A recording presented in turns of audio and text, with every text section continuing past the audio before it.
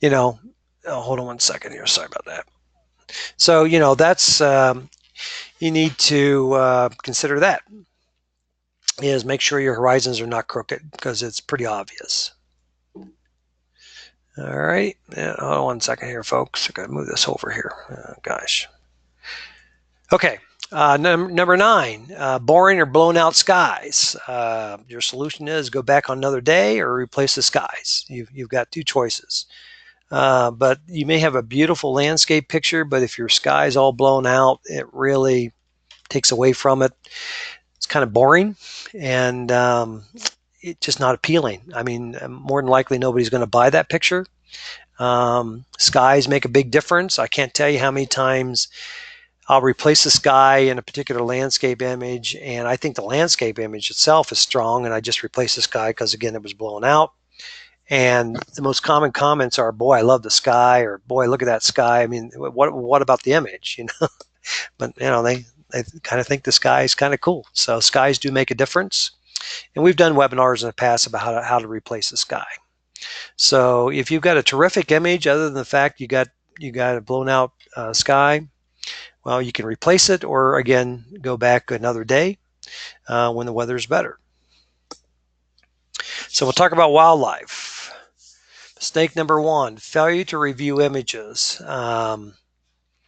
Check your histogram and look for underexposure, overexposure. Depends upon if you shoot manual or aperture priority. I'm an aperture priority guy, and so I like controlling my depth of field, because if you have multiple animals in the picture, you want them all in focus, like a line of bison, for instance, or you have a nest where you have chicks in the back of the nest, in the front of the nest, etc. You want to make sure you have enough depth of field. Chimping, we all know what chimping is, right? Looking at your viewfinder and seeing exactly what you've got and see if they're sharp and what have you. But a lot of times people kind of do it after the fact and realize, oh shoot, I should have gone to F11 because not everything's in focus. You commonly see that if you have a wolf pack, for instance, or numerous coyotes or numerous animals at a particular location. If you have enough depth of field, you're going to have, maybe the ones in front in focus and the ones in the back out of focus. Maybe that's what you want. But personally, I would like, if I had a wolf pack, 11 wolves in a scene, I would want to have them all in focus. So I would probably shoot it at F16 just to make sure that I get everybody there in focus. Mistake number 2, motion blur, blurry pictures. Birds in flight, animals running or interacting with each other. Sometimes they'll spar and fight, and if you will, or shove each other and what have you. And again, most common problem with those is that they're blurry because of the fact your shutter speed's too slow. So again, don't be ISO shy. Up your ISO, increase your shutter speed. Usually with wildlife, I have a tendency to think in terms of a thousandths of a second, just in case something starts running or like I said, they start interacting with each other and you want to take multiple pictures of them running or something like that. You're going to get an image that is going to be sharp versus something that's got a lower shutter speed. Birds in flight, if anybody's ever photographed eagles in flight and know how difficult they can be, they can twist and turn on a dime and what have you. You got to keep your shutter speed up, otherwise you're going to have a lot of blurry pictures. Sometimes people want blurry wingtips to kind of illustrate the motion. That's fine. If that's what you intended for it to be, and that's what happens, that's great. But a lot of times it's just people have a completely blurry picture because they just don't have the shutter speed up so high. And I'm guilty of it. It's happened to me before, because again, something's developed quickly, and I just kind of grab the camera, and sometimes the settings are okay and sometimes they aren't. So just have to be aware. Not ready to press the shutter button. You got to be ready to shoot at all times. Split second action.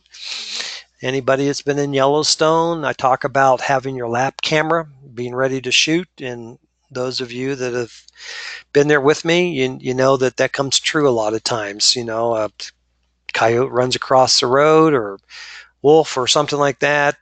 Fox. When I was in the park with Stacy a couple days ago. We had a red fox that was booking it right up from the valley and right up over the road. And, I was driving, and so I had to stop and grab my camera, and she grabbed her camera, and all the pictures were outside the driver's side window and the passenger side window. We had no chance to stop the car, get out of the car. I mean, we had to slow down a little bit, but we were shooting pretty much on the run.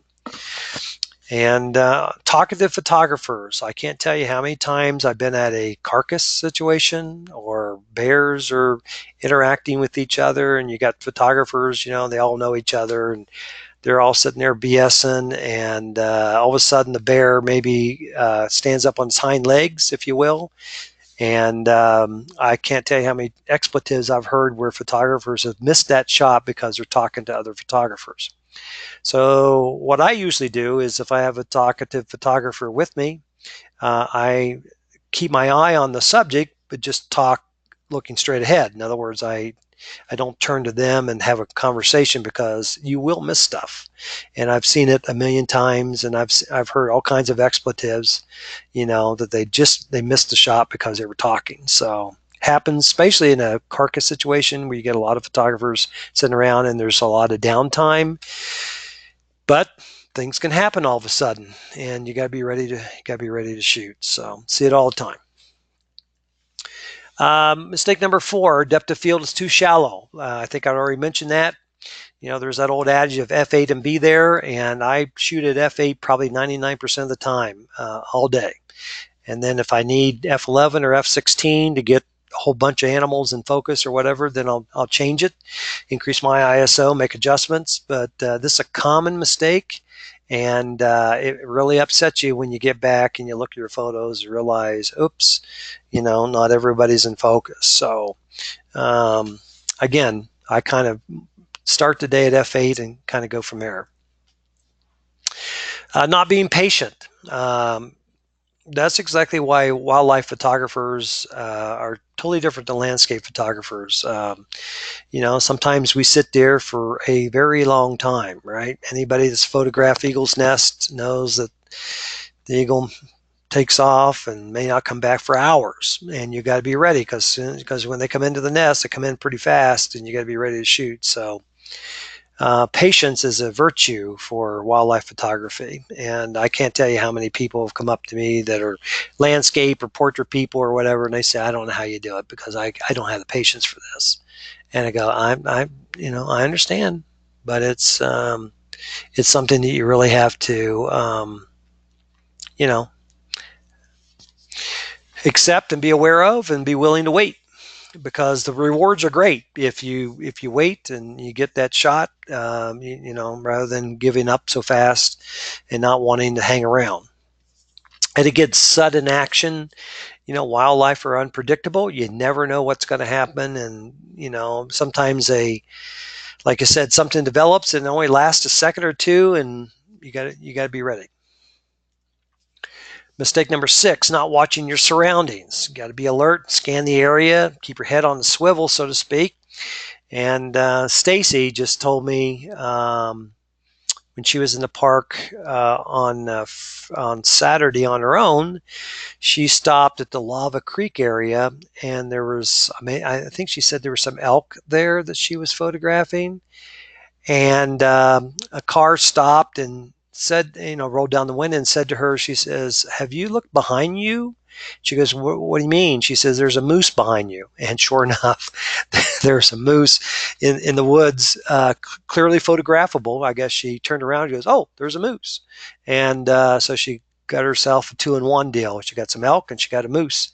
But again, she was not even aware that the moose was behind her until somebody pulled up and mentioned it. So, it's the way it works. You gotta really be alert. Mistake number 7: not at eye level. If anybody's worked with me knows that I hate shooting down. I just don't like shooting down if I can avoid it. It's common for otters, for instance, down in the riverbed. I try to get an angle to where I'm as eye level as possible, but I just despise shooting down if at all possible. Now, shooting up, I don't have any problem with that because that's a totally different perspective. And that, if you're shooting up and there's a bison up on the hill or a bighorn sheep, that actually gives in my opinion, the image is a little bit stronger. But I would advise shooting at eye level or shooting up if that's a situation. But shooting down, I've passed up many photos. I just refuse to shoot down. Again, there are exceptions, but for the most part, I don't like shooting down. I just don't think it has a strong element to it. Wildlife mistake number 8: tiny subject is in the frame. There are zoom lenses or long lenses. You can, of course, get closer to the animal, but again, you got to approach within the rules. You don't want to stress animals. Anytime you change your behavior, that means you're getting too close. And, you see it all the time in Yellowstone where people with iPhones and iPads and what have you, they've got to get close, to a bison to get the animal, within large enough in their field of view to take a picture. And of course, that's why wildlife photographers have long lenses, because there's no reason to get close to the large animals, like you do if you have an iPhone or and if you've ever been in Yellowstone, the most common camera is an iPhone or Samsung or whatever. In other words, a smartphone. Most people don't buy point and shoots nowadays. It's either iPhones or smartphones or it's long lenses. You just don't see too many point and shoots anymore. And the smartphones take pretty nice pictures. But again, when a wolf is 100 yards away, your iPhone's not going to do you much good. And so people have a tendency to try to get closer and what have you. So again, if the behavior of the animal changes as a result of your movements, then you need to back off. And if you talk to any of the park rangers, there are rules. From bears and wolves, you're supposed to be 100 yards away, 25 yards away from bison, elk, that kind of thing. But again, it all depends. Again, if the animal's behavior changes, rangers usually will say something if they see a change in behavior, and that's usually their rule of thumb. Because I've been 50 yards from bears, and the rangers there, and they're okay with that as long as they're there monitoring a situation. They're going to move you back if need be. But I just kind of follow their lead. If you want to change to the other side of the road, for instance, or you want to get a different angle, if there's a ranger there or park personnel, maybe a interpretive ranger, ask them if it's okay if you go to this spot or whatever and get their permission. That way, you're not going to get yelled at because they've told you it was okay. Poor composition. Animals are looking the wrong way. The butt shot, we all know about that, right? I'm a big fan of animals looking the same way or the opposite way, or looking at you but not looking away from you. So it's a more stronger image. I've got some examples of that actually tonight. And of course, the butt shot, poor background.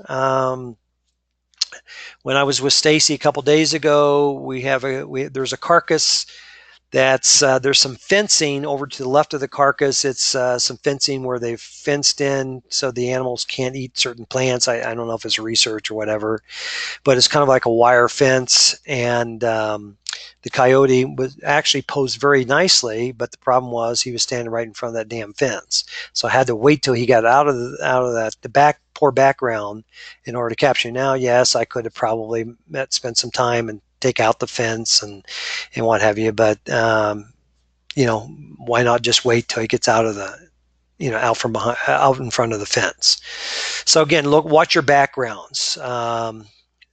Great backgrounds, mountains in the background, sense of place. I'm a big fan of putting wildlife and landscape photography so you have a sense of place. I got a good example of that actually. So here's the example.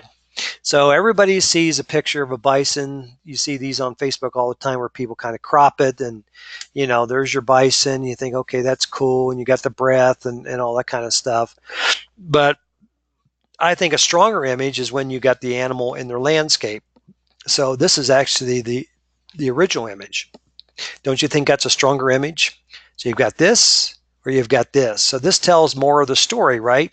And with photography, we're telling stories. And if anybody has seen my post, on my Facebook page and what have you, I try to tell a story with the pictures so that people have a sense of sort of like being there, if you will. And people like that. People like the story behind the pictures. So when you post photography, the image should be able to tell the picture. So this shows the animal. It's an environment. It's wintertime, obviously, and it's got a great background. And versus this, and that's nice, but it just doesn't tell the whole story, which this does. Okay. Number 10, don't know your animals. That's a common problem. Everybody knows if you're in the park with me and I'm on the radio, I always tell you to look around the waters. In other words, the rivers, the streams, the creeks, and all that kind of stuff. Animals follow the river, they follow the creeks. They go there for drinks. They go there for travel, especially in the winter where it's frozen. It's a lot easier to travel, on top of a frozen river. They just, it's their route. So always look around the rivers for wildlife, around the waters, even if it's frozen. Know their food sources, right? What do moose like? They like the willows, right? It's a type of plant. And so you got to recognize what a willow is. And you know that if there's willows, there may be moose. Very few other animals eat willows like mooses do. They love the willows. So when I was during the group shoot here a couple weeks ago with the MPEG folks, we had a great moose day on the first day. We had 7 moose. And of course, they were all in the willows. And then they left the willows to go to the other side of the road where there were more willows. So again, it's all about food, folks. It's all about food and water, especially in wintertime. So know your animals, know their food sources. And if you know those things, you know where they'll likely be, if you will. Bighorn sheep, they like hillsides and rocks and cliffs. And that's just their element. So y'all know when we go see in Yellowstone, we go for bighorn sheep. I know where they're going to hang out because where they always hang out on the hillside there by the hitching post, especially in the wintertime. Now they kind of disappear. They go up to the high country, in the summer and spring. So you really don't see them there, only except pretty much the winter and maybe late fall. But for the most part, they're not there the rest of the year. So that's why it's a great time of year to see bighorns. Online research, research a particular animal, like I said, learn about them, their movements, and then you try to predict their movements based upon experience. And, it's not uncommon where the animal is moving and what have you, and you'll see photographers that try to get ahead of them and try to predict their movements and what have you. Wolf packs, particularly wolf packs, they have a tendency to follow certain routes all the time. So that's how the wolf watchers find them, because they know that they hang out in certain areas and they have certain travel patterns and what have you. That's how they find them, because they just know that. So there's an area over there by the hitching post in Yellowstone. It's just before you get to the hitching post as you're going east. It's called 21's Crossing. That's how all the locals know it. But 21 was one of the alpha males of the Druid pack in the very beginning when the wolves were introduced. And 21 used to cross there all the time up to the den site. And so the local wolf watchers and wolf advocates named that area 21's Crossing, because he predictably would go across in that same area all the time as he would go up, up into the den site. So subsequent, children of his, 06, before she was shot in Wyoming, she would often cross right at 21's Crossing, because again, they're all creatures of habit. So, if you have wolves out in the valley over near the confluence, and if it's the Lamar Canyon pack, for instance, they may very well cross in that area. So you just kind of hang there and watch them cross. I've done it 2 or 3 times. It just happens. So you got to really know their their habits. Okay. And again, be efficient. It's better to know when not to take a picture than to take a picture just because. And you see it all the time. People take pictures and then you just end up and throw them away. So when I go into the park, if I don't see anything that's appealing that I don't have before or whatever, I just don't take a picture. Sometimes I come home and don't have one picture because there just wasn't anything new that I felt was worthy. I just don't take pictures just for the heck of it. I try to take pictures to tell a story. So, and as the old wildlife photographer John Shaw would always say at his seminars, shoot it when you see it. That holds true for both landscape because if the light is right, don't say to yourself, well, I'll get it when I come back this way. It may not be that way again. We had on the group shoot last year, the winter group shoot, we had a situation. We had bighorn sheep on the cliffs up above, high up on the red cliffs. Anybody that was on that shoot knows what I'm talking about. The light was perfect. They were jumping the cliffs and chasing females and doing all kinds of stuff. That was just spectacular. And again, we all got out of the car, shot that when we saw it, and I can tell everybody from that day on, I have never seen bighorn sheep up in that area. I've never seen it happen since. So we really lucked out that particular day. So a little summary: have a subject, strong composition in terms of wildlife, maybe a sense of place, the right moment. Hang there until it happens. You know what you're looking for. In other words, a lot of time, if there's an animal and he hasn't turned his head a certain way, you just I start talking to myself, come on, turn to the right just a little bit more, turn to the left or whatever, because you know what you're looking for. And then at that right moment, snap that picture. The right light, of course, an emotional impact. People, I try to capture images that when people look at them, they either laugh, they cry, they smile, they do something. There's some sort of emotive response.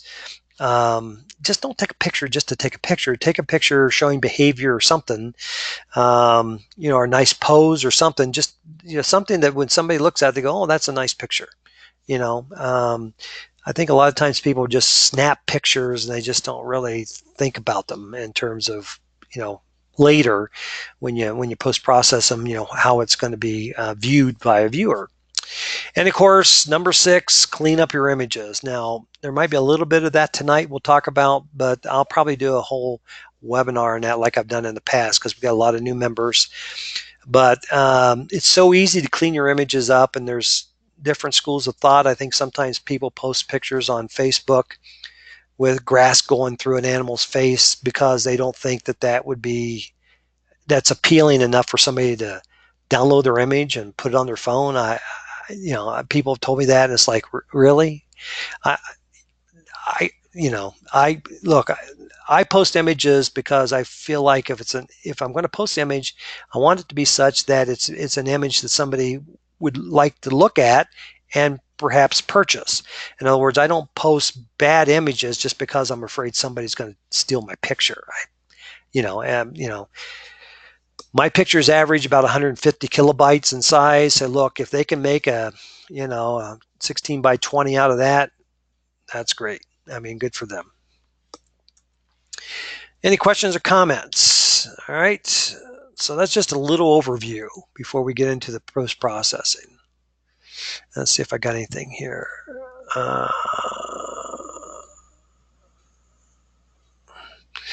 Yeah, Cliff says, when somebody approaches, that often happens. You get people that really don't know how to behave around wildlife. And so what happens is they ruin it for everybody. I've seen that happen all too many times. This is an updated document I got for you guys, and I'll send it over to you on the handout section here, your panel. But this is kind of my 9-step panel swipe, what I call a 2-panel swipe in Lightroom Classic. And again, you may have a totally different way of doing things, but this is my my super simple way of doing things. And I'll demonstrate this here in a few minutes. So again, I make a virtual copy because I always want to be able to compare my final image to my original. So that way I can do a comparison. So I'd make a virtual copy. I start out by clicking on Auto. Now that sounds amateurish, but Auto nowadays is not too bad because Adobe, since Lightroom CC 7.1 and later, they have integrated Adobe Sensei in Auto. So Auto before used to be crappy, and I never used it. What's Adobe Sensei? Adobe Sensei is artificial intelligence, where Adobe's built this in to where the image is analyzed. When you click on Auto, the image is analyzed to other images, and it creates an adjustment based upon its artificial intelligence. So it doesn't really deal with too much with contrast or white balance or whatever, but it gives you a starting point, and then you can use your basic adjustments as needed. The rule of thumb in post-processing is to denoise early in your process, and you always sharpen last. So the next step is that then I'll go and zero out the sharpening because there's a default on Lightroom where it kind of sharpens your picture automatically. So I take that sharpening to 0, and then I'll denoise as needed. Then I do the lens correction and chromatic aberration checks. Then I crop and level it. And then I'll do Lightroom adjustment brushes as needed. And if I need to go to, Photoshop or plugins and do something with it, make it an oil painting or something of that nature, or take out annoying, elements, then I'll do that. And then when I come back out, then I sharpen it last, then I export the file or print it. So that's it. So it's just that simple.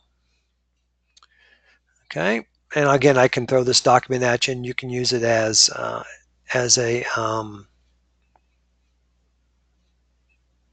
so let me see what Sarah says. Do you have parameters of denoise?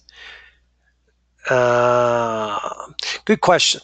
So what I do is I denoise based upon what I see with my eyes. In other words, there's that little sample box. And so I kind of denoise based upon what I see, and you can denoise too much, but what happens is you just soften it up. That's kind of like what you do when you do an oil painting. So I'll show you my denoising procedure, again, but it's just kind of something that I just use by a judgment by looking. But good question, Sarah. Thanks. Okay. All right, so what I've got for you here, I'm going to pull up Lightroom. I've got a few images here, and in fact, the last two here I took tonight. This is my famous backyard, and I got these because I wanted to demonstrate the dehaze tool, because the mountains tonight were it's been in the minus temperatures the last several days, and I think it's in the minuses right now, but at the time this was like 1 or 2 degrees outside, but there was a nice haze over the mountains. I thought, oh, this would be a great picture to demonstrate the dehazing tool. Actually, we had a big crowd tonight. We had 11 whitetails in our backyard, so they were all over the place. In fact, 11 is the most I think we've ever had. I had 10 last year at one time, but I don't know. Some nights, 1 or 2 show up, and some nights are all over the place. So it's just really interesting what dictates their behavior. But I had quite a crowd tonight. Okay, so let's go to the first image here. And again, this is raw. This is Oxbow Bend at pre-dawn. The sun had not, come up over the horizon, had not hit the top of Mount Moran. As you can see in the lower left, you see some photographers that are taking a picture there. My only concern or problem with that is the fact there's no foreground. I think they're trying to get the reflection, but, there wasn't, the water was moving a little bit. You get ducks in there, and there was a little bit of a breeze, so the water, you didn't have the great reflection, but the light on the mountains and the sky was really beautiful. So and you can see photographers here too. See, they're all lined up here. So that's a nice spot too, where you have kind of this area in the foreground. This was in September 2016. Um, we did a group shoot in the Tetons this past fall, as you guys know. And the only thing, we had great color, kind of like this, but the only thing we didn't have snow on the mountains. The snow on the mountains arrived actually a day later after we left, a day after we left. So we missed the mountain snow. But this was a September situation where I had just come in from traveling to, I think, the Dakotas, and I just got home on, it was a Friday, and there was a winter weather advisory for the Tetons. And it said, mountain snow, Saturday night, X number of inches and what have you. And the next day, the forecast was sunny. And I thought, ha. So I just made my son aware of it, Jared, and he lives in Denver. And he said, Dad, we ought to go down because that might be really good. Because the reason why is because you rarely have a good snow on the mountains at that time of year, unless you just, again, luck out. Since we live close, he lives in Denver, I live in Bozeman. I'm about 4 hours from the Tetons, and he's about 8, maybe. Anyway, he says, Dad, I'll meet you in the Tetons on for lunch on Saturday, because we knew the storm was coming in on Saturday, so we just kind of futzed around. We had lunch. We car camped at the Grovant campground Saturday night. Froze my tush off. It was really cold. Um, First time I've car camped with Jared, but Jared is a champion of car camping. We got up early and we got there before the sun came up, of course, to get set up. And the mountains were absolutely gorgeous, as we expected. And so we thought this was a great opportunity to get mountain snow. And you can see the cold smoke, which is the fog. You know, you don't mind cold smoke, is what we call it in Montana, cold smoke, but we don't mind the fog as long as it doesn't obstruct the peaks of the mountains, because you want those to show. So it was really a perfect situation and what have you. And we were really happy that we made the effort to, get there and photograph it.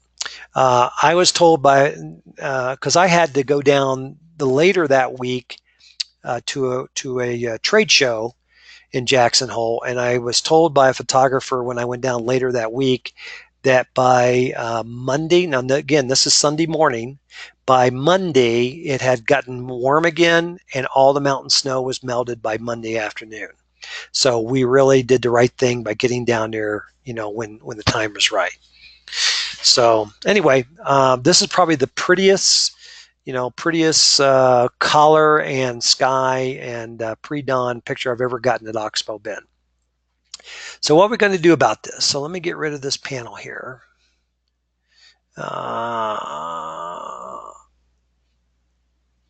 Okay. Yeah. So I haven't done that yet, Tish, but yeah, I'll show you how to do the virtual copy. Exactly.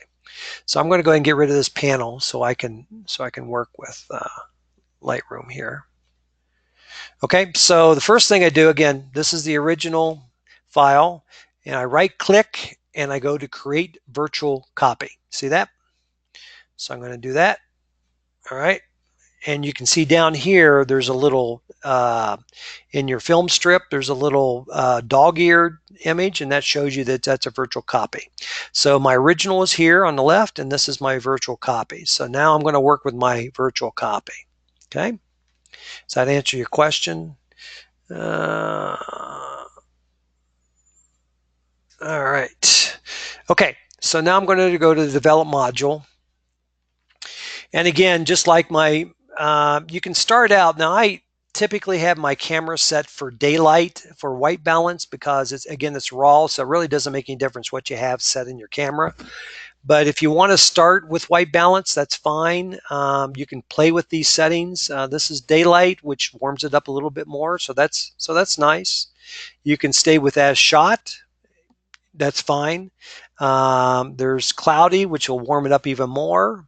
Okay, so I just kind of stay with as shot. Sometimes I'll fool with the white balance a little bit, but for the most part, I just kind of stick with that. Okay. All right, so the next step is you're going to hit auto here. And again, this is the artificial intelligence. Now, I'm not going to sit here and tell you that this is the be all end all. There are times when you click on it and you go, oh, I don't like that. That's fine. You just hit reset and you just kind of go it alone. But I would say probably 90% of the time it does a pretty good job. So let's click on it and see what it does. Okay, bingo. So that's exactly what I was looking for. I was looking to bring up the shadows. Now let's go ahead and reset that. And you can see how this is underexposed here because you've got this bright background here. So, you know, this is probably set at plus a third or whatever. But look at what happened when I hit auto, bingo. So that's really good, folks. I mean, that's really good. Now that's how pretty much I saw it. So I really don't have to do much more here except for get rid of these photographers and maybe do a little crop and what have you. But and I'm going to bring down the sky a little bit to enhance that. Okay. So you can see that Adobe Sensei, it increased the exposure, it decreased the contrast. Now it's never very good at contrast, so I always increase my contrast. So, you know, here again, you just watch your histogram and watch your photo as you're increasing the contrast. So I'm going to increase a little bit. So if I go all the way to 39 or 17 or 13, you see I kind of lose a little bit. So I'll go probably just about 0 or maybe just a couple because I'll bring those back. The highlights I'm going to bring down all the way, and the shadows I'm going to bring up more. All right, so I've recovered. I've added a little contrast and recovered more of the shadows. Now follow your histogram. Now you can see in the histogram here, you guys should be able to see that. There's clipping on the left, which means there's some dark areas. Now see right here in the blacks, and that's clipped. You see where it turns blue here. Now, should we worry about that? Not really, because there's no detail there. That's not important. Okay, so if you want to be a purist and you want to get rid of that, all you got to do is just take your blacks over to the right, and you see the warning disappears. So you've recovered whatever you want in the bushes there, but that's not important to me. Okay. So your histogram looks really good because you want to expose to the right without clipping. So again, you know, and we'll do a comparison between before and after to show the difference. Okay, clarity, that's kind of adding some blacks to your midtones. And if you do some clarity, you can see that it kind of clears up the mountains a little bit. See that? So we'll maybe add a little clarity here. Now, dehaze, you got to be careful. Now, we're going to use dehaze in the sky. But for the most part, I'm not going to do dehaze on everything on the global adjustment. But let's do it just for fun. So you can see how you get more detail in the mountains, but you get everything else gets crunchy too. So I'm not going to do a global dehaze. I'm going to add a little clarity. The vibrance is fine. The saturation, you know, it's plenty colorful. Details. This is where I take the sharpening down to 0, and then again, like Sarah was asking, you know, you can look in your image here, and you can see if you have much noise. This is probably set at. Let me just look here real quick. This is ISO 400, so I'm not going to have a lot of noise in it. So I'm not too concerned about noise reduction, but maybe I'll move it up a little bit just because. Okay, I'm not dealing with anything else here. I don't have any color noise or anything. Lens corrections, I'm going to hit these 2 boxes here, and that accounts for the lens that you used. In this case, it's a Canon 24-105. And chromatic aberration is where you have purple along lines. I haven't seen chromatic aberration in any of my photos for years. But again, I still check it. And then I have transform here. But in this case, I'm going to level it when I crop it. And then color, I use this color panel if I want to take out, you know, like in winter pictures, a lot of times there'll be a lot of blue. I'll take down the saturation of the blue because I want it more of a warm tone. And then calibration. Again, you can play with the different calibrations. This is Adobe's, you know, we're currently on version 5, but, you know, they've had previous versions. You can play with those, but I typically don't use those. The other tip that I may give you, if you right click on your panel here, it says solo mode.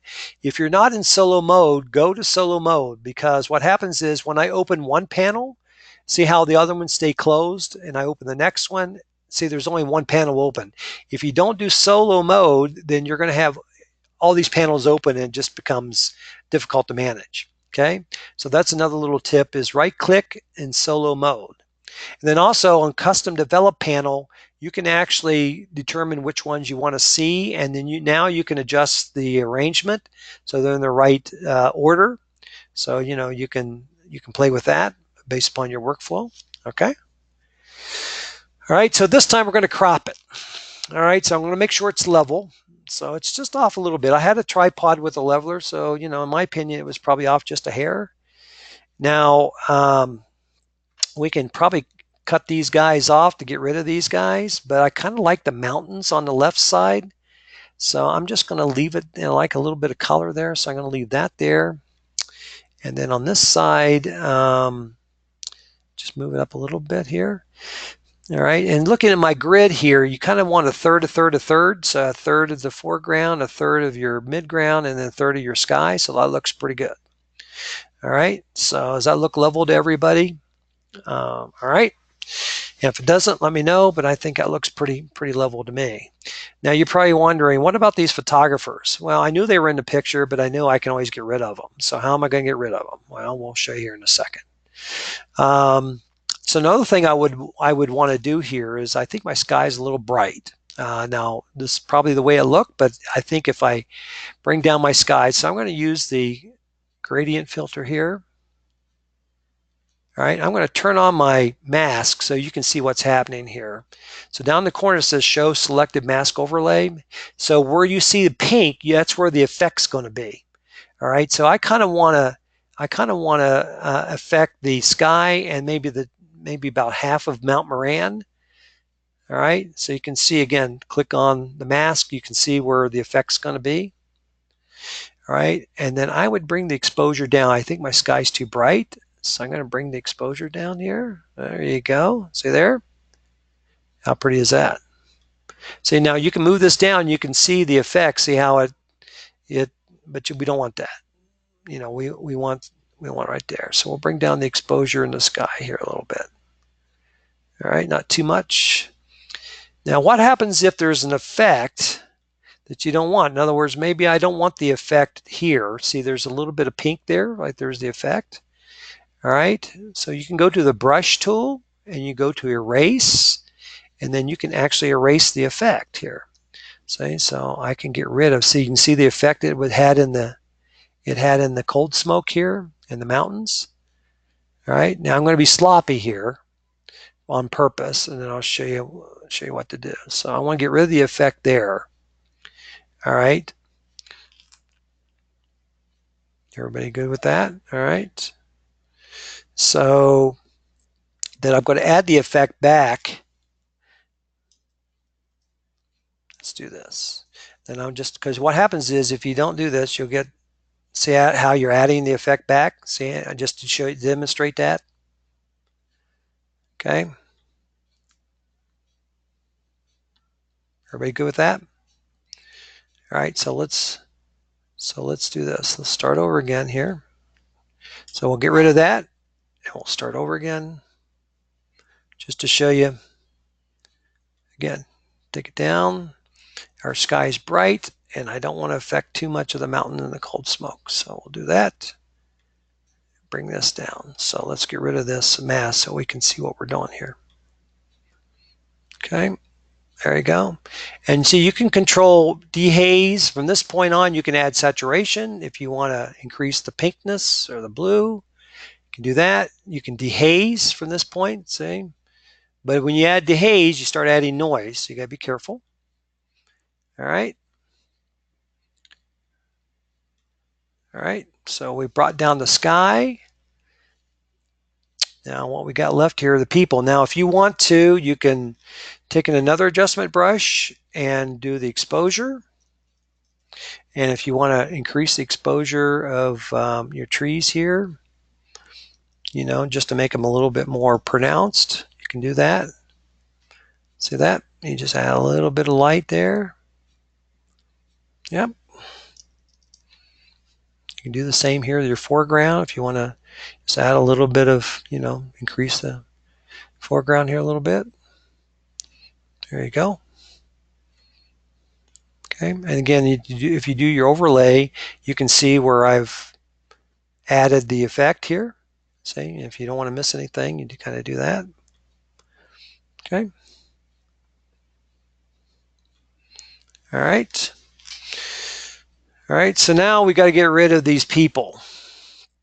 All right, so we'll say done here. So you can use there's a tool here that you can get rid of objects. I'm not a big fan of it, to be honest with you. I kind of go to Lightroom or Photoshop. So let's go ahead and go to Photoshop here, and let's get rid of these people. I think it does a better job, actually.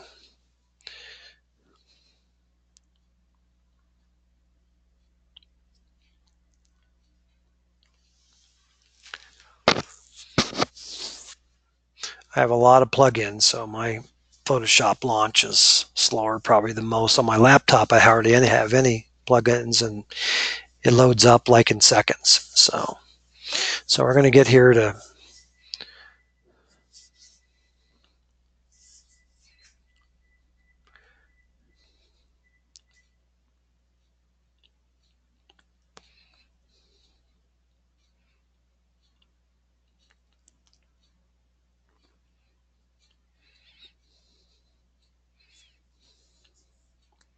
all right, we'll get here to Photoshop.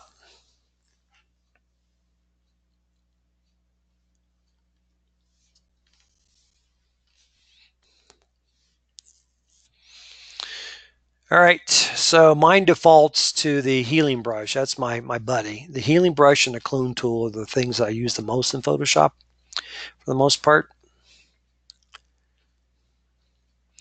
And so we want to get rid of these people here. We don't want to hurt them or cause any harm, but we want to get rid of these guys. So I'm just going to take the healing brush and kind of do this. Bingo, gone. All right. No people were hurt in the process. And then I'm going to decrease it here, and we'll just kind of do this.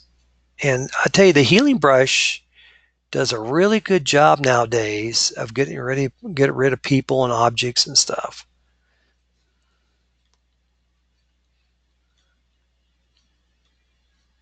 Get rid of all these tourists here. Okay. Bingo. All right. All right. We'll save it here. And bingo, they're gone. All right. So I got rid of all those people. All right. So I look at my histogram. It's all balanced. There's no warnings or flags or anything. And I think we're pretty much done. Now, if you, again, to your own personal preference, if you feel that the exposure needs to come down a little bit, make it a little bit more dramatic, that's fine. But for the most part, I like it where it's at. Okay. All right. So now let's go to the before and after, so you guys can see. All right. So we'll compare here. So there you go. There's a difference between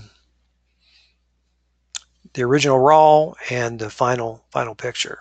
Dramatically different. And again, it's obviously clearly a better photo. Otherwise, you have an underexposed photo in raw. But here we've got something that's a little bit more. Now, you could play around with this more, maybe get rid of these, this brush here, make it all the same, do the clone tool, fill that all in. There's a lot more things you could do to it. But for the most part, this is postable, this is not postable, right? I think everybody agrees with that. All right. Let's see if there's any questions and what have you. Let's see here, Marcia. Why do you make a virtual copy? I never do. It's because I want to be able to compare at the end to my original photo. Okay. Yeah, because if you don't do a virtual copy, you can't compare before and after. See? I think I just demonstrated that. Will you teach how to use your histogram? Sure. So again, if you look at the histogram here, the idea is you want a balanced histogram with your midtones and your highlights and your shadows. You can see there's absolutely no clipping or anything here with this histogram. You go into develop mode, you can see there's no clipping here or whatever. The idea is you want a balanced histogram. You want to expose to the right as far as you can. But again, even if you do that, you want to make sure the image looks good. Now I could take the blue color out of the cold smoke, but that's what it looked like. Because remember, you can make this white, for instance, and take the blue out of there, but to me, that's not what it looked like because obviously the sun had not come up yet. Because if anybody's been at Oxbow Bend, the sun hits the tip of Mount Moran and then works its way down. So this is way before the sun ever came up. Okay. All right. So again, you want to look for a balanced histogram. All right. So I'll get rid of these here so I can keep track of everybody. All right. So next one, our favorite. Here are the Tetons from last year. And boy, there's a lot of problems with this, right? We've got power lines, we've got markers here. And I just feel that MPEG people are better than most. So please, folks, do not post pictures with snow poles and stuff. Get rid of the damn things. Just get rid of them. But I put this guy in there because I'm putting the human element in there. I thought it was just a nice, even though he's back to us, but it's just a nice little travel photo. Has a human element to it. But you've got the mountains in the background. We've got some nice fall colors, but we got a lot of problems here. So let's go ahead and again, we'll go to the develop module. We'll do a virtual copy. So again, we can compare. Now I'm just going to do this at my own speed here. So let's do auto. Look at that, huh? So let's look at what it did to the sky. So it really did a nice job there. So that's a nice starting point. All right. I still think, we need to brighten up the foreground here, but boy, that brought out the sky and you got a little bit more detail in the mountains. So that did a really nice job, actually. So I'm going to add some contrast. Again, Adobe Sensei doesn't seem to understand contrast. So I'm going to add a little contrast, take my highlights down all the way, and then bring my shadows up. All right, so I'm going to bring up that foreground. Looking at my histogram, everything looks pretty good. I got some clipping in my blacks, and that's probably right here. This is the blackest part. See right here, you get some black areas. Again, if you want to be a perfectionist and you want to get rid of those blacks, you can just bring it up, and I have no clipping at all now. I got a whole balanced histogram, so really nice exposure. Again, clarity, you can just play with these, but you can see what clarity does. It adds a little bit. See, look at that. It brings out a lot more details in the mountains and the trees. Again, I'm not going to touch dehaze because we're going to worry about that with the sky here in a minute. It added some vibrance, and that's fine. So, we can add some more vibrance if we really want some more colors. See, but you start getting, a lot more blues there. So I don't want to do it too much. Okay, detail, again, take down the sharpening, add a little noise reduction. This was handheld, by the way, and there are other people that are on the webinar tonight that were there at the same time. So again, I'm removing the chromatic aberrations and the the lens profile enabled. You can see the difference here. See how it corrected for distortion. All right, again, I'm not going to do anything else here. I'm going to go to my crop. I'm going to straighten this dude. All right, and so you could probably use this snow pole or this pole. It's not really a snow pole. It's a marker of some sort. But you can't really, because it looks like itself is crooked. So I'm going to use the mountain as kind of my guide here as to what's straight. So you see the peak of the mountain there. All right. All right, I still don't think that's straight. So we'll try to do this a little bit more here. We'll use this tree here to the right. How about that? All right. That look better to everybody? Okay.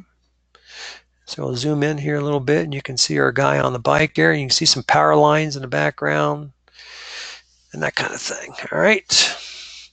So I think that looks pretty straight.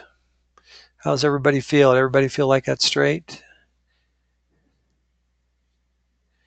When you saved it in photo, okay, Tisha's asking, you saved it in Photoshop, did you save as is or just save? And it went right back to Lightroom.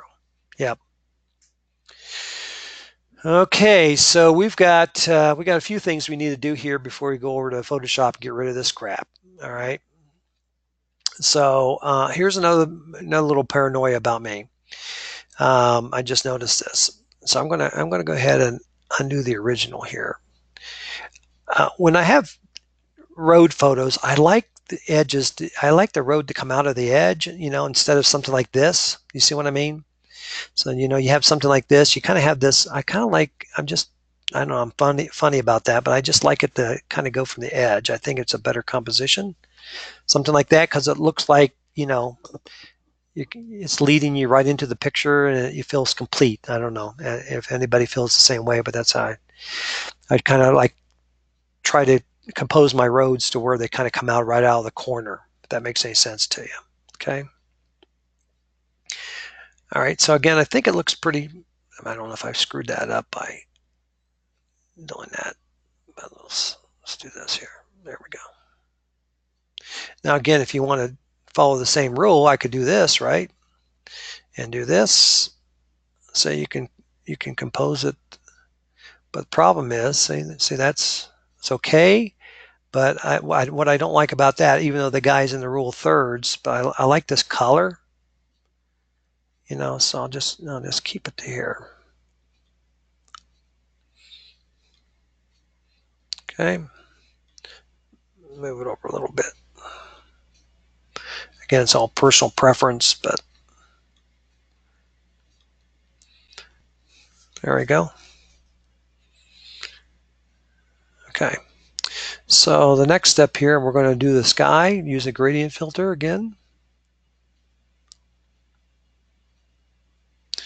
Okay, we're going to bring the exposure down, and we're going to bring up that sky. There you go. That's what we want. All right, that looks pretty good. Now the dehaze tool. Now we got the mountains again. Unfortunately, we didn't have much snow, right? So I'm going to take the dehaze tool, and I got it set at 18. And I'm going to try to bring up just a little bit more detail out in the mountains. Let's see what happens here. Crap. Sorry about that. All right. All right. So I'm going to take the dehaze tool and try to bring a little bit more detail out in the mountains. See that? Everybody see that? Okay. So the only thing left here is I might add a little bit of light here to my. I like the color here, so maybe we'll add a little bit of exposure here to the trees to bring out some more colors. Okay, maybe over here as well. Okay, here we go. Again, keep watching your histogram. Everything looks really good here. All right. Now my only other problem here is, the guys in the rule of thirds here. I got some power lines, and I got these road markers. Because I got rid of the one by cropping it. So remember this one? Remember this one was clear over here. See that? So I kind of got rid of him by kind of going with the road here.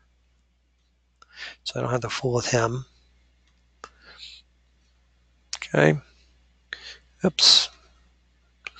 I'm just going to be real picky here.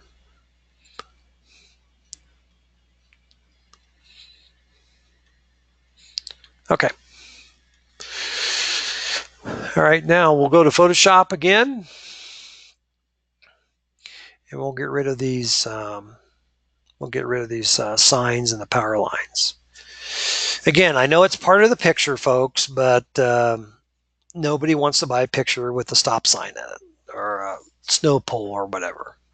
So get rid of these distractions, because invariably you're going to have somebody looking at this picture and saying, I wonder what that sign says on the other side, right? It's just one of those things that human nature, right? Your eyes are drawn to black, dark spots, white spots, and you're drawn to extraneous items like signs and distractions. Because the idea is to capture this biker in the Tetons in the fall. So it's kind of like the goal, right?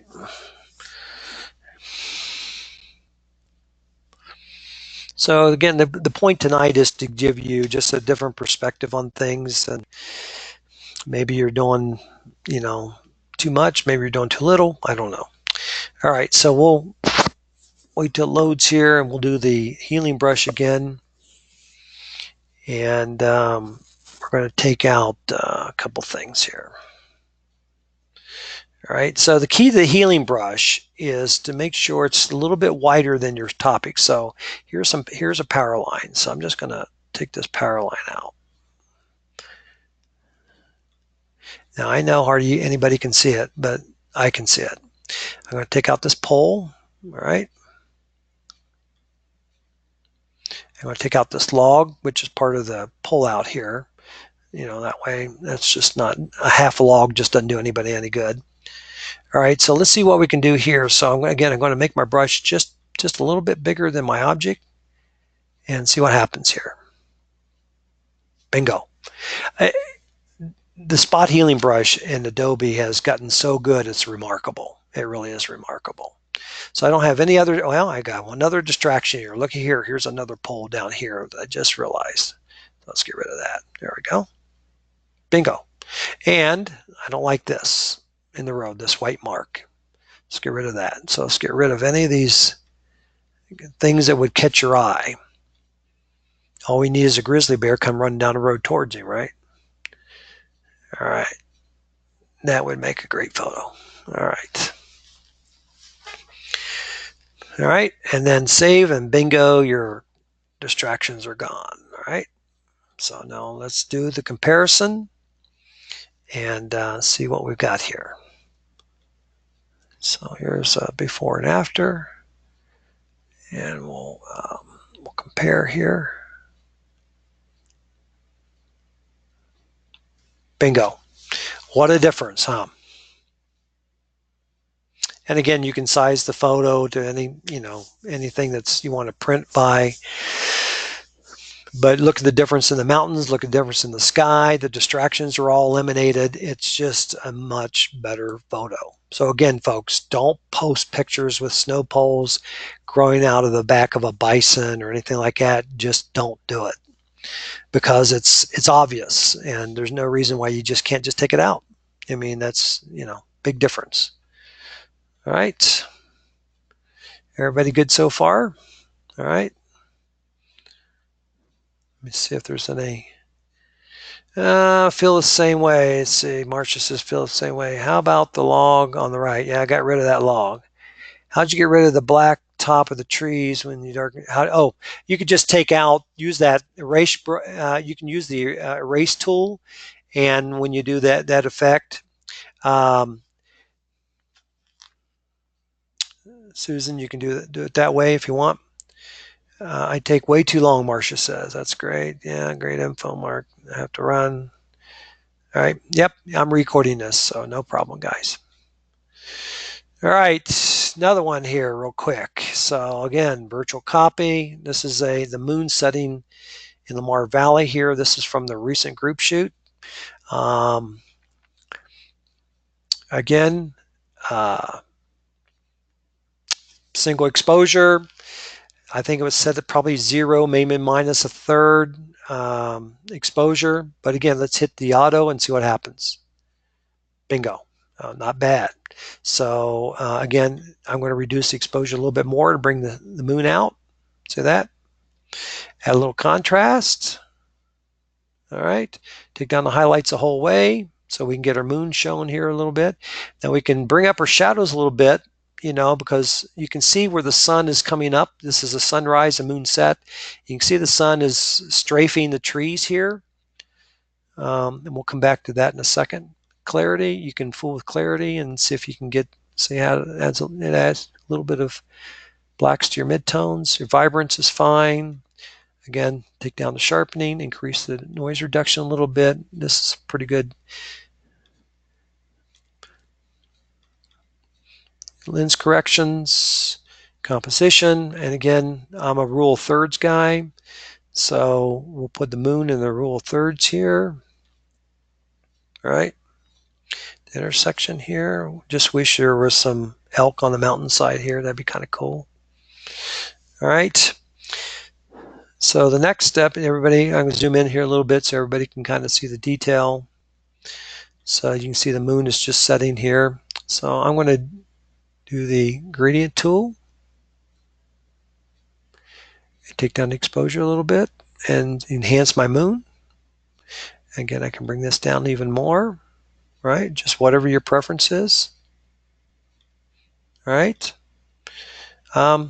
Look at the histogram. It's the blacks that it's showing is in this area down here. Again, there's no detail. I don't think you have to worry about it. But if you want to get rid of that warning, you can just take your blacks up and you can see it brought out the shadows here a little bit. You can do some exposure here and bring out the snow a little bit more. It's kind of pretty. And then of course you can make that colder to differentiate where the snow. You can see where if you want to do that if you want, or you can actually make it warmer, to kind of blend in for the rest. So it depends upon what you're looking for there. I kind of like the little bit of the color difference. Right. There you go. And then you can sharpen it last. Again, you can sharpen your moon a little bit, sharpen your trees, but actually it's pretty sharp the way it is. So it's not, okay. Bingo, that's it. So everybody go with that one? That's pretty fast, actually. Okay.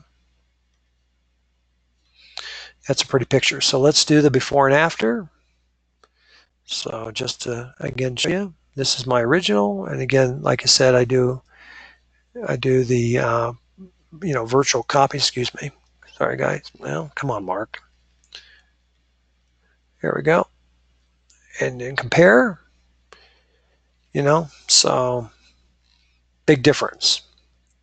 Just a couple sliders here and there. We got a little bit more color in the mountains where the sun's coming up, and we got the snow shows a little bit better. And again, the differences in what's sunlight versus where it's still cold. Looks a lot big difference. Okay. All right. I'll do a couple of wildlifes here, and then we'll wrap this thing up. I'll show you a little technique I do on eyes, because a lot of people, for wildlife photography, your eyes are the most important. You want your eyes because people look at the eyes, right? Jackie says, how did you get to do the one? How did you get it to do one at a time again? I'm not sure if I understand, Jackie, what you're asking, but I'll come back to that. Okay, again, develop module, virtual copy, so we can do a little comparison. All right. Again, auto, bingo. All right, so it brought up the shadows. That's what I would have done anyway, but it did take down the exposure a little bit. I'm going to come up a little bit in the exposure. All right, I'm going to add a little contrast, of course. Take down the highlights, bring up the shadows. So there's your bighorn. How about that? All right, all of a sudden the big boy looks really much better. Get a little clarity, dehaze I'm not going to fool with, vibrance, detail, take down the sharpening, a little noise reduction. Again, I kind of go by the window, lens, crop. All right, so now everybody recognize the fact this is during the recent group shoot and he was coming down the hill through the snow. So again, I'm going to put in the rule of thirds, okay? And I like the environment here. You got the plants and what have you. But let's put him right square in the rule of thirds. All right. So again, we'll zoom in on the detail here. This was all handheld, of course. So, pretty good. We got some weeds that we could get rid of here, to clean it up a little bit. But for the most part, that's his environment, right? So the only thing different I would do here is I would go with my exposure brush, and I would probably lighten his face up a little bit, because the key thing with wildlife is you want you want to be able to see their eyes. Their eyes need to be sharp, and their face, right? So I'm just gonna add a little bit of light to him here, make him a little bit prettier, right? He is a pretty boy. Um, I like the composition. I wish he was looking to the right, maybe about an inch, where you couldn't see his other eye. But this is not bad. I like the full curl, So I mean, I like the action of going through the snow. You can see how deep the snow is. The snow's kind of brushed up. All right, but the problem with these guys, unless you have the right light, the eyes have a tendency to kind of blend in with the rest of his face. So I want that eye to come out. So here's a little thing that I do. So I'll take the exposure and I'll get it down to like paint his eye, and then I'll increase the exposure. Now, if you do this too much, it looks alien. All right, so let's see what it looks like here. All right, so I brought his eye out a little bit. All right, so let's go back. It's probably just a little bit too much, so let me take it down just a little bit. And I'm going to add some contrast. I'm going to add some saturation to his eye. There. So much better. So now, you can see his eye, and I'm going to sharpen him up here, and then we'll do a before and after. Okay. Now, even though we didn't have the right angle on the light, but you can see you now see his eyes sharp, and it's a lot better picture. Again, you could clean up some of these weeds, but we're already over an hour here, so let's go ahead and do the comparison here. Okay, you can see the difference.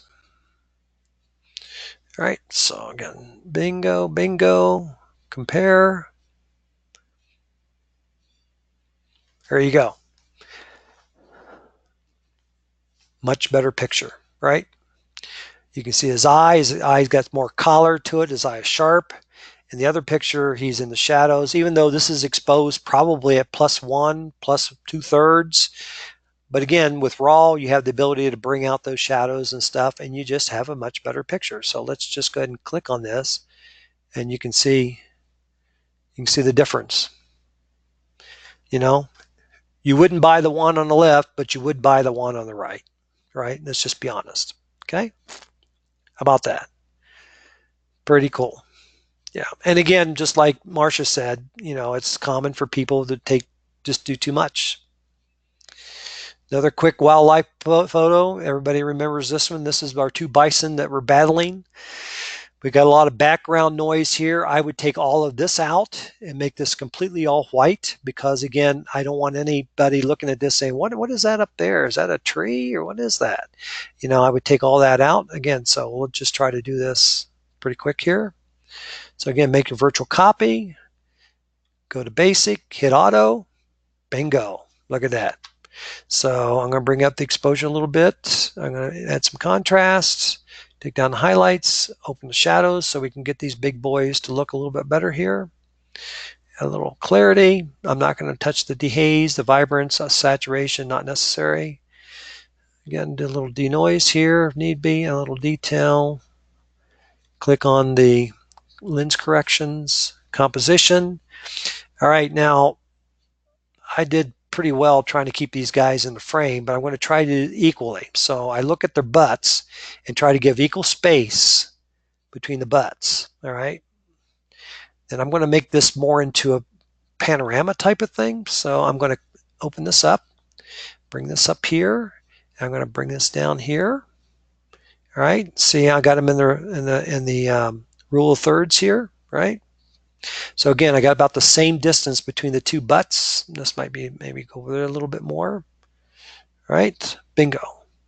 Now I've increased. Now you can see the face of the bison, of course, the snowy face. Okay. I'm going to take my adjustment brush, here in exposure. And one thing about wildlife photos in winter is if you add a little light to that snow, it brings out the snow much more. See that? It brings out the snow on his body. Make this. And then on this bison here, we'll bring out the colors in his body and the snow on his body. So just see how it just makes a big difference. Okay. And again, if you want, you can use the removal brush here and try to get rid of some of this stuff, just for time's sake. But again, I would, the idea is to make this all white in here in the background. So sometimes it does a pretty good job. Sometimes it doesn't. I would take it to Adobe Photoshop to really clean this up. But again, for the point is I would make this all white, so that we have a whole white campus in the snow of these bison, for instance. Okay. All right. And that's basically it, except for cleaning up the background here. We have a much better picture. So again, I'll do a before and after. Okay. All right. And we'll do a comparison. Bingo. Much better picture. You can actually see the eyes. If you zoom in here, you actually see the eye of the bison where you can't even see it hardly in the other picture. So again, you want to see the animal's eyes. That's important, that the eyes are visible and sharp. So you can actually look at the look on his face. You see he has an expression that tells more of the story. Here you can hardly see his eye at all. So again, just a few sliders and just a minute or two, you just got a much better picture. Okay. Same thing with this coyote. He's a good looking boy, but he needs a little help. So again, virtual copy, hit auto, bingo, brought it up a little bit, but I'm going to bring the exposure up. All right, I'm going to really bring the exposure up. We can add a little contrast, but not a whole bunch here. Take down the highlights, bring up the shadows. Okay, clarity, maybe add a little clarity. Again, sharpening, noise reduction, lens. So he's in the rule of thirds here. So I actually did a pretty good job just out of camera here, but we'll just help him out a little bit more here. All right. And if you zoom in again, you can see, and of course, again, see how his eye is dark. So again, I would clean up this background here. I would get rid of this black mark up here, this black area up here, to make it just a little bit more homogeneous. But again, I'm going to do the little technique where I take the dot and put it right on his eye. All right. Increase the exposure. Again, you want to get too alien with it. Add a little contrast, add a little saturation, and see what it looks like. Yeah, see, much better. So you can actually see his eye now. See that? So let's bring it up just a little bit more. All right. The eyes have it, as they say. All right. So there you go. Now I'm going to take the exposure brush and lighten his face up completely. All right. So he really stands out. His collar, look at him, beautiful. He's a healthy looking coyote for Yellowstone. I mean, that boy obviously gets his food. I'm going to lighten his ears up, just lighten him up completely a little bit. And if you want, if you want the whole environment so you don't get any kind of halos, you can just lighten the whole thing up. Just kind of do this and get rid of that blue. There's some blue in the snow there. You can just lighten up the whole thing, so everything is nice and homogeneous. All right. All right. Again, I'm going to bring down the exposure just a little bit. All right. And again, I would clean this up. I would get rid of this. And now let's do the comparison. Let's see how we got. So you can see it doesn't take you long to do this.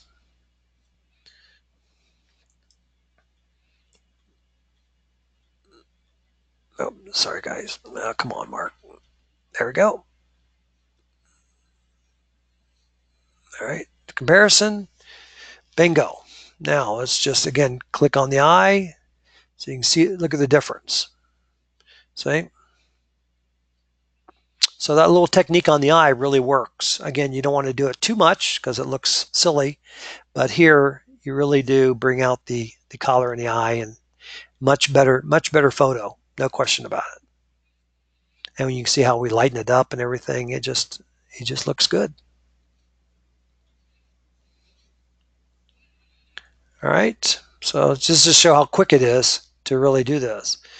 And again, just to demonstrate the dehaze tool, this is my backyard tonight, just before I came online here. We can do this real quick here. We'll do a virtual copy. Now, as you can see, it was starting to get dark, so it's kind of blue. It wasn't, the sun wasn't shining or anything. So we'll hit auto here and see what happens. It kind of makes it crunchy, so I don't like that. So I'm just going to go ahead and warm it up a little bit, do a global warming, so to speak. Add a little bit of exposure, a little bit of contrast, take down some highlights, open up the shadows on the deer a little bit. Okay. But the most important thing, we'll add a little clarity. That adds a little definition to them. Again, sharpening, noise reduction, boom, boom. And we'll straighten this up a little bit. And again, we want to put them in the rule of thirds. And what I like about this one, they're both looking in the same direction. So I purposely took that picture when they would actually, I waited for them to do that. Now I'm going to zoom in here a little bit, and you can see there's some weeds here in the way that I would take the time to take out on this one. This one, weeds on the body, that's fine. I just don't like weeds in the face. So, I would use the brush here. I would take out the power poles here in the back, of course, and there's I don't know, some sort of electrical thing that's got a box there. I would probably take that out. But I wanted to show you I wanted to show you the dehaze here on the mountains. So again, we'll come down here, and we'll bring down the exposure a little bit. So we'll add a little bit of sky. All right. Now I'm going to take the dehaze tool. It's set at 18, and I'm just going to go over the mountains here, because the idea is I want to bring out the mountains here. Look at this.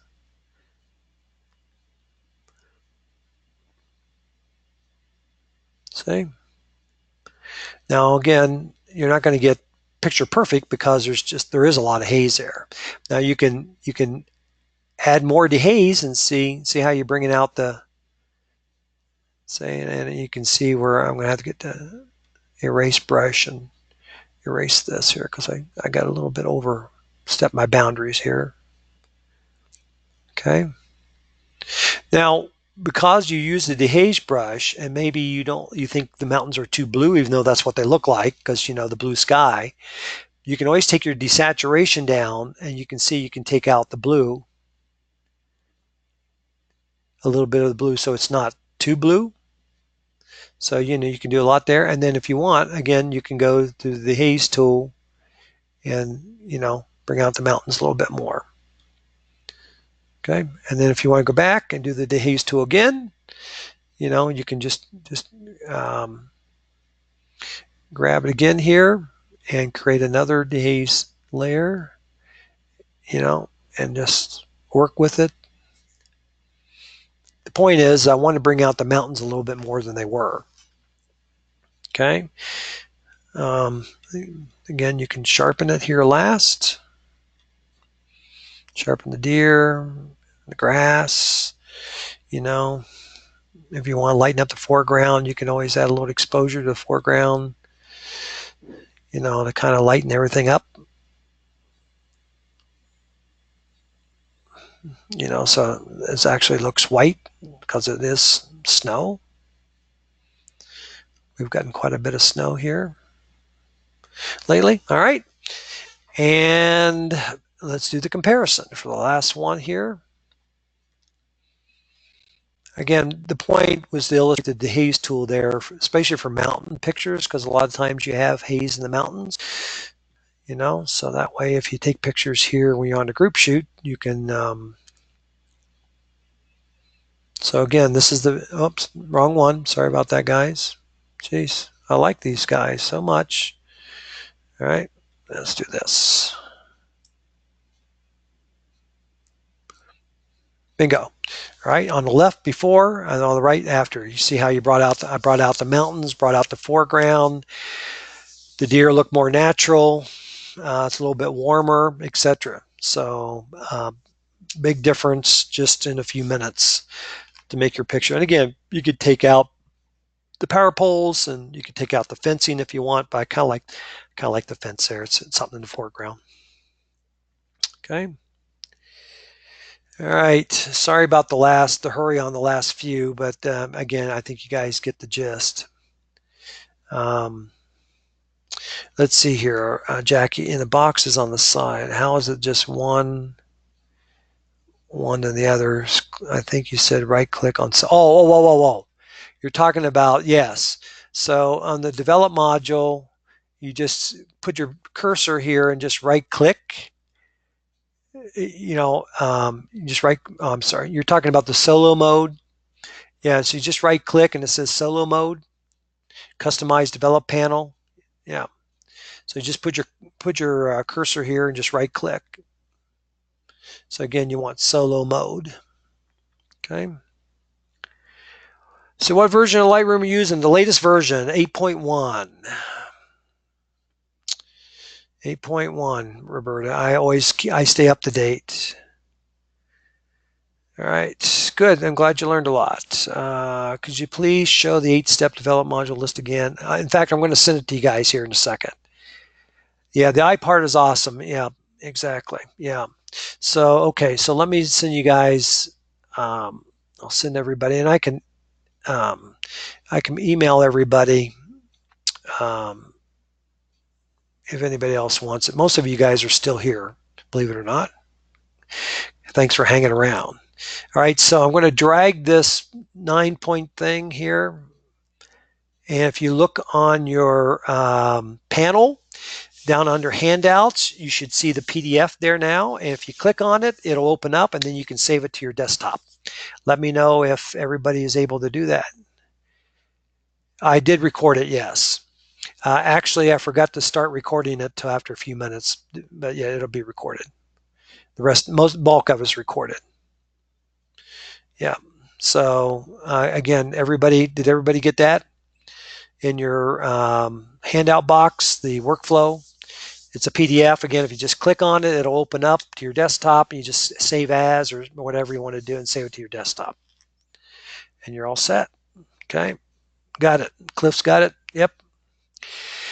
And again, if you have any questions in the interim, I'm easy to get a hold of. Facebook Messenger, text, call me. Be more than happy to do a one-on-one with you if you need more help. I can always set up a conference call and do a one-on-one, so don't have any problem with that. It's Mickey, it's in the bottom of your GoToWebinar control panel. You should see a section that says handouts. If you open that up, hit that caret, open that up, you'll see the file there. You click on the file and got it. So Roberta says she's got it. Yeah, so Debbie, you should get the handout too. Again, if you just click on the file, it'll open up and you just save it to your desktop. Yeah, so the handout should be, okay, everybody's got it. Yep, got it. Oops, got it. Yep, thanks. Yep, okay, good. All right, guys, well, listen, sorry I went over a little bit more than I anticipated, but hope you learned something. And again, for your wildlife, make sure your eyes are sharp and try to get the best exposure, but there's always a way to bring out those eyes. The eyes make a difference. They really do, because people look at the eyes when they look at a wildlife photo. Oh, you're welcome. It's loading slow. Well, it's already been downloaded completely, Chris. So it may be on your end. I don't know. I think everybody else said they got it okay. Yeah, you bet. So if you don't get the handout by the time I end up and close here, just email me and I can just send it to you. No big deal. Okay. All right, guys. Well, thanks for hanging around. Most of you hung around. 90% of you hang around, so I appreciate it. Hope you learned something, picked up a few tips here and there. It's always fun to do these. And thanks so much for stopping by. All right. There you go. Got it. Super. All right, guys. You guys have a good night. Good night, Ken. Good night, everybody. Take care.